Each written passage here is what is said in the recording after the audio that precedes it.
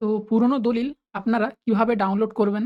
বা দলিলটি যদি নষ্ট হয়ে থাকে সেটা আপনারা কিভাবে নতুন যে কপিটা সেটা আপনারা কিভাবে পাবেন? জাবদা কপি অথবা সার্টিফাইড কপি আপনারা কিভাবে পাবেন? চলুন সেটা স্টেপ বাই স্টেপ আমরা দেখে নিই। যদি ভিডিওতে নতুন হয়ে থাকেন তাহলে সাবস্ক্রাইব করুন অ্যান্ড বেল আইকনটা ক্লিক করে দিন। যাতে সবার ১ম এ আমার নোটিফিকেশনটা আপনাদের কাছে পৌঁছে যায়। তো ১ম এ আপনারা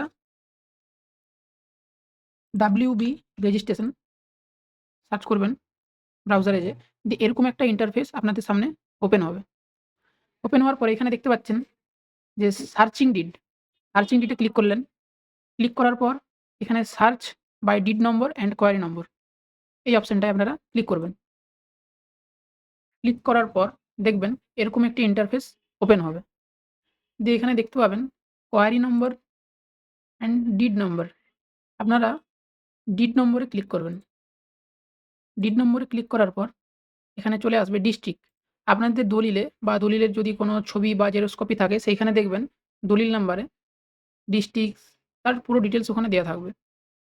তো ডিস্ট্রিক্ট এখানে সিলেক্ট করলেন। ডিড নম্বরটা যেটা ডিড নম্বর আছে সেটা সিলেক্ট করবেন। ডিড নম্বর কোনটা আমি আপনাদেরকে দেখিয়ে দিচ্ছি। এই দেখুন এটা হচ্ছে ডিড নম্বর। এটা হচ্ছে ডিড নাম্বার। ঠিক আছে? যদি ফার্স্ট পেজেও কারো না থাকে তাহলে আপনারা একদম লাস্ট পেজে চলে যাবেন দলিলের। লাস্ট পেজে যাওয়ার পর দেখবেন একটু স্ক্রল করবেন।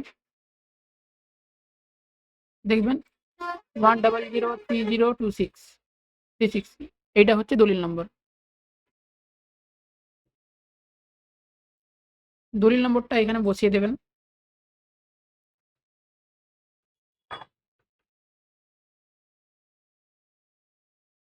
দলিল নম্বরটা এখানে বসিয়ে দেবেন। বসানোর পর রেজিস্ট্রেশন অফিস বলতে কোন দলিলটা কোন অফিসে রেজিস্ট্রেট হয়েছিল ওটা দেখিয়ে দিচ্ছি আপনাদেরকে কোথায় লেখা থাকবে। এই দেখুন office of the ADSR Medinipur. তো ওটা এখানে সিলেক্ট করে নেবেন মেদিনীপুর এডিএসআর। আপনাদের যেটা থাকবে সেটা আপনারা সিলেক্ট করলেন। ডিড অফ ডিড এয়ার, ডিড এয়ারটাও এখানে আপনি পেয়ে যাবেন। ইয়ার 2024 যেটা আছে আমি সেটা এখানে বসিয়ে দিলাম। বসানোর পর এখানে আপনার ক্যাপচারটা ফিল করে দেবেন।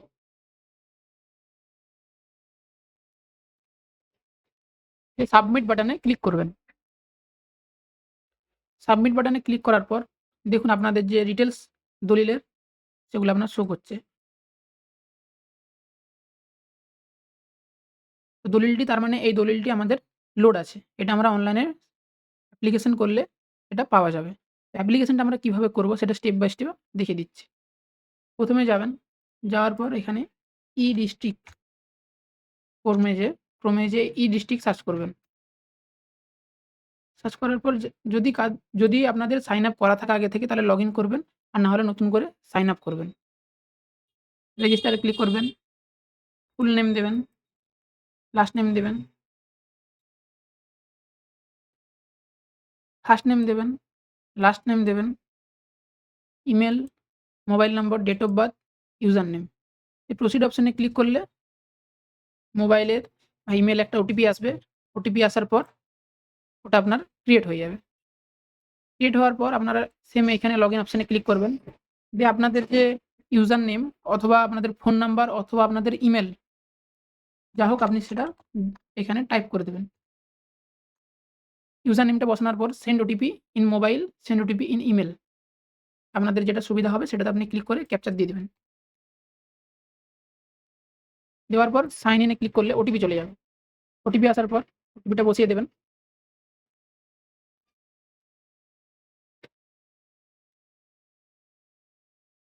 সাবমিট বাটনে ক্লিক করলে একটি নতুন লগইন যে প্রোফাইল সেই প্রোফাইলটি আপনাদের শো করবে। দিয়ে ঠিক লেফট সাইডে আপনি দেখতে পাবেন। লেফট সাইডে এই অপশনটায় ক্লিক করবেন। ক্লিক করার পর দেখবেন সার্ভিসে যাবেন। সার্ভিসে যাওয়ার পর registration and stamp revenue click করবেন। ক্লিক করার পর certified of registered did click করার পর এখানে যা কন্ডিশন আছে অ্যাকসেপ্ট করবেন। অ্যাকসেপ্ট করার পর এখানে যে অ্যাপ্লিকেশন করছেন কিসের জন্য ওটা একটাই অপশন আসবে ওটাতে ক্লিক করবেন। ক্লিক করার পর সেভ অ্যান্ড নেক্সট করবেন। নেক্সট করার পর এখানে আপনার ডিস্ট্রিক্ট যে নেম, ডিস্ট্রিক্ট নেমটা বসিয়ে দেবেন। ডিড নাম্বার যেটা আপনাদেরকে দেখিয়েছিলাম ডিড নাম্বারটা দিয়ে দেবেন। এখানে ডিড নাম্বারটা ৫ সংখ্যা দিতে হবে কিন্তু, হ্যাঁ? যদি আপনাদের ৪ সংখ্যা থাকে আগে দিয়ে একটা 0 দিয়ে দিতে পারেন। রেজিস্ট্রেশন অফিস মানে যে অফিসে রেজিস্ট্রেশন হয়েছিল যেটা আপনাদেরকে দেখিয়ে রেজিস্ট্রেশন ইয়ার বসিয়ে দেওয়ার পর সেভ এন্ড নেক্সট করবেন। দিয়ে যে অ্যাপ্লিক্যান্ট করছেন তার নামটা বসিয়ে দেবেন।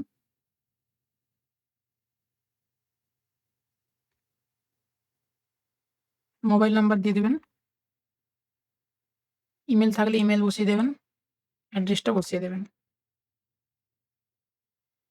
বসানোর পর এখানে ভ্যালিড অপশনে ক্লিক করবেন।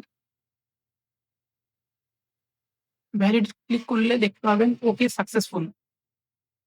প্রিভিউতে একবার দেখে নেবেন। প্রিভিউতে আপনাদের যে ডিটেইলস গুলো সব ঠিকঠাক ফিল আপ হয়েছে কিনা।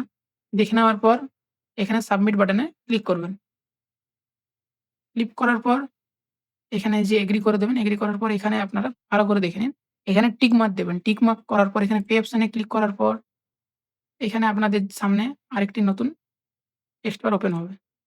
নেক্সট করলেন। নেক্সট করার পর আপনার যে পেমেন্ট মোড এসবিআই পে আপনি এখানে ফোনপেও পেমেন্ট করতে পারেন অথবা যদি নেট ব্যাংকিং থাকে নেট ব্যাংকিং থ্রু পেমেন্ট করতে পারেন।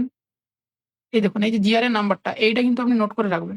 এই নাম্বারটা কাজে লাগবে। এই নাম্বারটা আপনি নোট করে রাখবেন। এই নাম্বারটা নোট করে রাখার পর ওকে করলেন। ওকে করার পর পে করবেন। দেন দেখুন এখানে আপনি ইউপিআই কিউআর কোড জেনারেট করে পেমেন্ট করতে পারেন অথবা আপনি এখানে নেট ব্যাংকিং করতে পারেন। না যেটা সুবিধা আপনি সেটাতে। এখানে আমি ইউপিআই এর মাধ্যমে পেমেন্ট করব। তো